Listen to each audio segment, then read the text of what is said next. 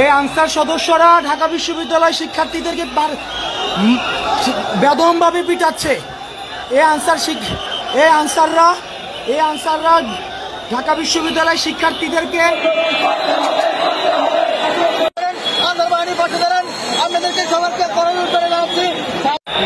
সবাই রাজুতে আসো। এভাবে আমাদের সবাইকে ঘিরে রেখেছে, আমাদের সব উপদেষ্টাকে ঘিরে রেখেছে, শিক্ষার্থীদেরকে বেদম প্রহার করছে। আসসালামু আলাইকুম রহমতুল্লাহি ওয়া বারাকাতুহু। দেশ এবং দেশের বাইরে যেখান থেকে আজকের এই প্রতিবেদনে ক্লিক করছেন সকলকে জানাচ্ছি আন্তরিক শুভেচ্ছা এবং অভিনন্দন। আমরা স্বাধীনতা ফিরিয়ে এনেছি, কিন্তু সভ্য হতে পারি নাই। সুপ্রিয় দর্শক মণ্ডলী, দেশের এই ক্লান্তি লগ্নে যখন ফেনী, কুমিল্লা সহ বাংলাদেশের বিভিন্ন জায়গায় মানুষ বন্যাতে নিজেদের প্রাণ বাঁচানো নিয়ে ব্যস্ত, বাংলাদেশের সকল মানুষ সাহায্য করতে ব্যস্ত, সেনাবাহিনী থেকে নিয়ে শুরু করে পুলিশ প্রশাসনের সবাই মানুষকে বাঁচাতে ব্যস্ত, ডক্টর ইউনূস যেখানে ত্রাণ সামগ্রী ফান্ড করার জন্য 1000 কোটি টাকা তিনি কালেক্ট করতে ব্যস্ত, সেই সময় আমাদের আনসার বাহিনী তারা সুযোগে সদ্ব্যবহার করে নিচ্ছে। এমনকি সমন্বয়কদের উপরে আক্রমণ করতেছে, সমন্বয়কদের আটকিয়েছে এবং তাদেরকে মারতেছে। এমন একটা গুরুত্বপূর্ণ ভিডিও আমাদের হাতে আসছে। কেন এই আনসার বাহিনী হঠাৎ এত জ্বলে উঠল, কেন এই সময়ই তাদের এই সমস্ত দাবিকরণ কেন, এ নিয়ে আজকের বিস্তারিত ভিডিও আমরা জানাবো। অনুরোধ করতেছি আজকের ভিডিওটি পরিপূর্ণ দেখবেন এবং প্রচণ্ড পরিমাণে শেয়ার করতে হবে, কারণ সমন্বয়ক ভাইদের অবস্থা খুব একটা ভালো না।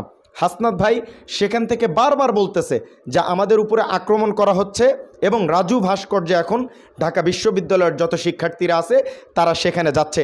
সকল সমন্বয়ককে আটকিয়ে তাদের দাবি কি, ফের রাজপথে আনসার বাহিনী তারা নামছে, সচিবালয়ে গেছে, এখন রাজু ভাস্কর্যের সেখানে অবস্থান করতেছে। ঢাবির সকল ছাত্র ভাইয়েরা সেখানে আপনাদেরকে যাওয়ার অনুরোধ করতেছি। আনসার বাহিনীর এখন এই দাবি একদম অযৌক্তিক। তারা যে কাজটি করতেছে এটা রাষ্ট্রদ্রোহী মামলা হওয়া উচিত তাদের উপরে, কারণ দেশের সকল মানুষ এখন বন্যাট্য মানুষদের নিয়ে চিন্তা করতেছে। এই সময় তাদের এই সমস্ত কর্মকাণ্ড এটা খুবই দুঃখজনক। প্রিয় দর্শক মণ্ডলী, আপনাদের একটু জানাতে চাই, একটু আমাদের সাথেই থাকবেন। দাবি চাকরি জাতীয়করণের, বুঝছেন, চাকরি স্থায়ীকরণের এক দফা দাবিতে ফের রাজপথে নেমেছে আনসার বাহিনী। আজকে সকালে হাইকোর্ট প্রাঙ্গণ থেকে মিছিল নিয়ে জাতীয় প্রেস ক্লাবের সামনে জড়ো হয়ে সমাবেশ করেন আনসার সদস্যরা। সমাবেশ থেকে চাকরি জাতীয়করণের এক দফা দাবি জানান তারা। দাবি না হওয়া অবধি তারা রাজপথ ছাড়বে না। আরে গর্ধপ, এখন কি দাবি দাবা করার সময়? এখন দাবি দাবা করার সময়? 15 বছর কই ছিলে তোরা চাকরির জাতীয়করণ করার জন্য? 15 বছর কই ছিলে? এই সময় যখন পুরো বাংলাদেশের মানুষ বন্যাট্য মানুষদের নিয়ে চিন্তা করতেছে, একজন রিক্সা চালক থেকে নিয়ে শুরু করে মিডল ক্লাস ফ্যামিলি পর্যন্ত মানুষ হাজার হাজার লক্ষ লক্ষ কোটি টাকা দান করতেছে, সবাই যেখানে মানুষকে বাঁচানো নিয়ে ব্যস্ত, এদেরকে চাকরির লোভ লাগছে, এদেরকে গুলি করে সেখানে মেরে ফেল দেওয়া উচিত আমার মতে। এদেরকে প্রত্যেকটারে ধরে জেলে নেন, নহেলে এদেরকে আয়না ঘরে ঢুকান। এরা দেশের শত্রু, জাতির শত্রু। এখন চাকরি তোরে লোভ পাইছে, এর আগে কি হয়েছিল? সমন্বয়ক ভাইদের উপরে এরা আক্রমণ করে। এদের এত বড় সাহস দিছে কে? এই আনসার বাহিনীরা সমন্বয়ক ভাইদের উপরে আক্রমণ করছে, তাদেরকে আটক করে রাখছে। রাজু ভাস্কর্যের অবস্থা খুবই ভয়াবহ। এদেরকে কে এই শক্তি দিল? এত বড় পাওয়ার কে দিল? সেনাবাহিনী অবশ্যই এদের বিরুদ্ধে পদক্ষেপ নেবেন। আমার অনুরোধ, এদেরকে খুব দ্রুত সেখান থেকে হটিয়ে আমাদের সমন্বয়ক ভাইদেরকে খুব দ্রুত সেখান থেকে নিয়ে আসা হোক। এরা দেশের শত্রু, জাতির শত্রু। এদের জীবনেও চাকরি জাতীয়করণ করা যাবে না। এরা 15 বছর কোথায় ছিল?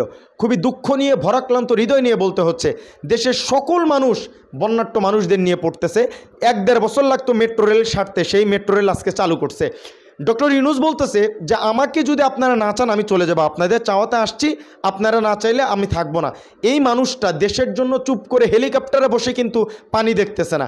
এই লোকটা দেশের জন্য চিন্তা করতেছে। যারা কাজ করে তারা কখনো টিভি চ্যানেলে সব সময় আসে না, তারা হেলিকপ্টারে এরকম গালে হাত দিয়ে বসে বসে দেখে না। তিনি 1000 কোটি টাকার ফান্ড কালেক্ট করছেন, তিনি দেশের একজন রত্ন। এদেশে এমন সরকার বিগত দিনে পাইছেন? যদি কোনো সরকার শাসন করতে দেখতেন টিভি চ্যানেলে তাদের নেতা মন্ত্রীরা অবস্থা একদম বিদিকিচ্ছা করে ফেলতো। ডক্টর ইউনূসকে কোনো সময় দেখছেন?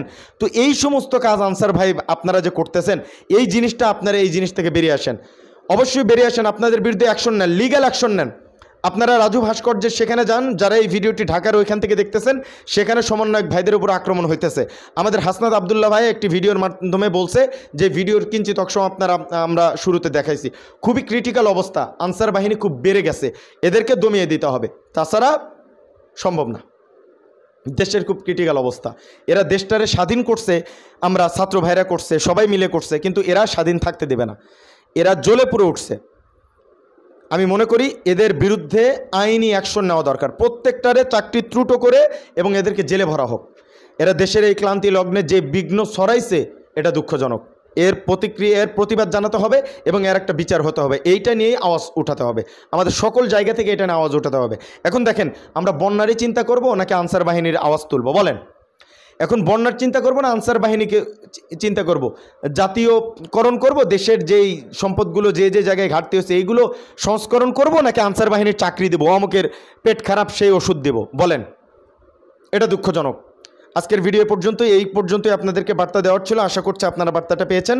এদের বিরুদ্ধে অ্যাকশন নিতে হবে, সবাই বন্যাট্য মানুষদের পাশে দাঁড়াবেন এবং তাদেরকে হেল্প করবেন, এই আশা ব্যক্ত করে আজকের ভিডিও এখানেই শেষ করছি। আসসালামু আলাইকুম রহমতুল্লাহি ওয়া বারাকাতুহু।